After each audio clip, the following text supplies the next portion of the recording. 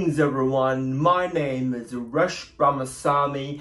I am a university lecturer, a PhD student, a published author, and a developmental educator. Vlog 5 is devoted to first year university students. Vlog 5 is going to look at the conceptualization of assessments and assignments. I'm going to be using the word assessment and assignment interchangeably, but I mean the same thing. The last 3 weeks, I've had a large number of students approach me at varying points, articulating some of the following. I'm stuck with assessments. I don't know what I need to do. Where do I start? I'm so stressed, I feel like giving up. Please help me. So I've taken all the feedback, all the commentary, and I thought it will be useful for me to do a vlog on this very issue, problem, skill. I will provide you with some tips and strategies that will help you conceptualize, craft, formulate your assessments. And here it goes. Tip 1. Identify the purpose or the inherent requirements of the assessment. This is where you will need to refer to your assessment briefs, your assessment template, assessment write-ups. This is where you can identify information pertaining to the assessment and what you are required to do. Once you've established that, think broad, think the bigger picture. Identify some objectives of what you need to do. Think from point A to point Z. Where will you go with this assessment? What will you need to have? What do you need, or what do you intend on achieving at the end? Think bigger picture from the start. This will serve you well now and in the future. Tip number 2, read for the sake of reading. So once you've established the inherent requirements of the assessment or assignment, it is important to read, to know what's out there, to get some content knowledge, to form a broad, generalized understanding of the topic. With my autism, I respond well to a visual display, so I prefer going to YouTube in the very first instance. I might look up a concept or a framework or a theory or a topic or a social problem per se, to see what's on YouTube. From there, I start to go onto different platforms. I might start my search on Google Scholar, Google Advanced. I might go into different databases, but the main focus here is to locate published, unpublished sources to form a broad, generalized understanding of the topic. This is very important. Think bigger picture in tip number 2. Tip 3. This is where you need to read to understand. So in tip number 2, we read everything and anything. In tip number 3, we pick and choose. We include, exclude sources that are relevant to our topic or to the assessment. Think of pinpoint precision and accuracy. Include what's important, exclude what's not important. So in tip number 3, we are reading to understand content. We want to narrow our ideas down to a much detailed and accurate format. Narrow it down, go from broad to narrow. Think of a pyramid upside down. Tip 4, is about contextualizing and compartmentalizing content.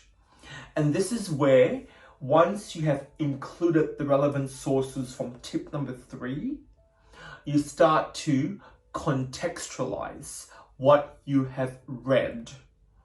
For example, if you have picked 10 relevant sources, 10 eligible sources that you feel will provide you with the relevant information of your chosen topic, start to take some notes.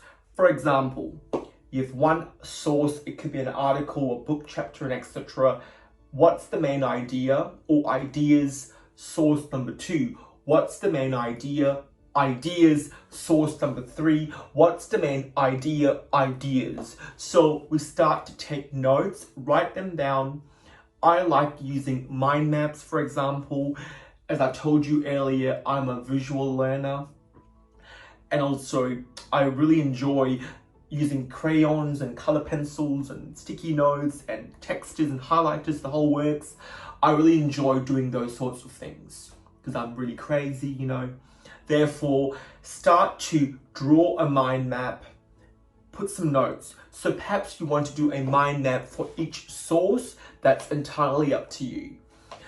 So I would recommend that you do a mind map for each source that you're reading. For example, if you read source number 1, the title of the article or the book chapter with the author's names, the main idea, and all the other ideas that permeate around it. Source number 2, source number 3, and the list just goes on. Start to do mind mapping is really helpful because it provides you with a visual display of what's going on. And equally, once that's done, you will need to compartmentalize those ideas because you have plenty of different ideas, and those ideas can have different or similar meanings, right? And this is where you compartmentalize them by forming themes. We collate all those similar ideas into one theme. We put all the different ideas with similar meanings into a different theme. So we start to categorize or compartmentalize ideas according to the similarities. So if we have 2 different sources, but 2 of those sources have 3 or 4 similar ideas, we collate them into one big idea. And if source 3 and 4 has similar ideas, we collate them into one main idea. Therefore, we then have a couple of main ideas emerging from that data. Tip number 5. Write, write, write. Please don't wait for 100 years to construct the most perfect sentence, because there will be no perfect sentence. My eternal mentor, the one and only Professor Tara Brabazon, has advised me, just write. Write without judgment. Just write what you know, what you think you might know. Just write. Because when you start to write what you have understood, you start to strengthen, reinforce those ideas into your head. You mentalize those ideas better. When you start to write things down, just aim to write in a non-judgmental fashion. If you were to read my drafts, I aim for 30 to 40 drafts for a publication. I mean, my master's thesis was 200 drafts. Yes, 200 drafts. It was disastrous. It was disgusting. It made no sense, but it made sense to me. And that is the most important thing. It makes sense to me. I'm writing for myself. I'm not writing for you. I'm writing for myself so I understand the content better. I mentalize the content from my research, from the readings, from the contextualizing, from the compartmentalizing. Sounds good? Tip number 6, refine, edit, draft. And this is where grammar, syntax, vocabulary all matters. You want to write in a coherent and intelligible format that flows. You want your expression to flow. You want your sentence structure to make sense, not be unintelligible. And this is where more time is required in refining, drafting, and editing. Tip number 7, we now need to ensure your assessment or assignment is not subjectively determined. So you want to provide references, in-text references, and reference lists as well. This is where you go back to tip number 4, where you contextualize and compartmentalize. You can locate those ideas very easily from which sources, and you know where it's coming from. So one thing I forgot to mention to you in tip number 4 is please put the page number as well. It would help when you go back to refer to it in tip number 7. So we add references to strengthen the work that we do to limit or to eliminate bias. You want your work to be objective. Most assessments or assignments require an objective interpretation, not what you think happened over the weekend. What does the literature say about this topic? We want you to inform about the literature, not about your personal experiences, unless it's a reflective paper.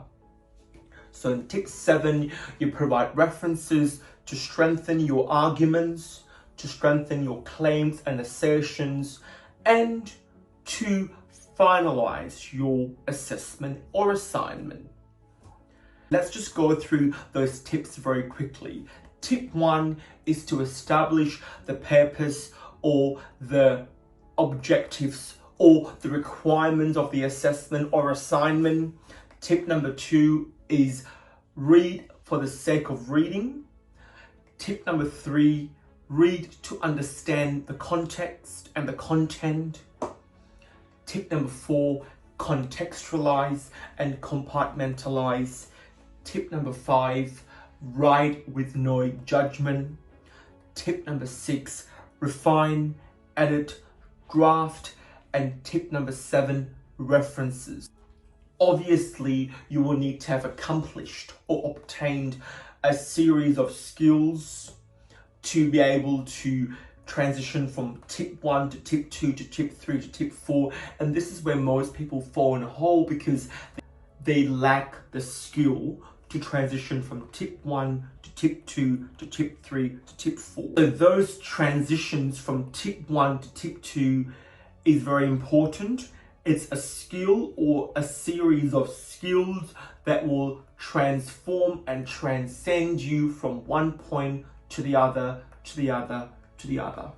So this is where speaking to librarians, success coaches, academic skills facilitators, or even a private tutor, lecturers, your own peers as well, to help you navigate that system of those different tips and strategies. To conclude, being a first year is a blessing and a curse. I've also been in a position as well, and it was challenging, but let me tell you something, it was equally rewarding as well.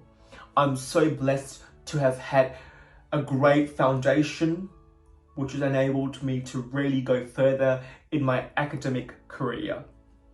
Onwards and upwards. Love you all, Resh.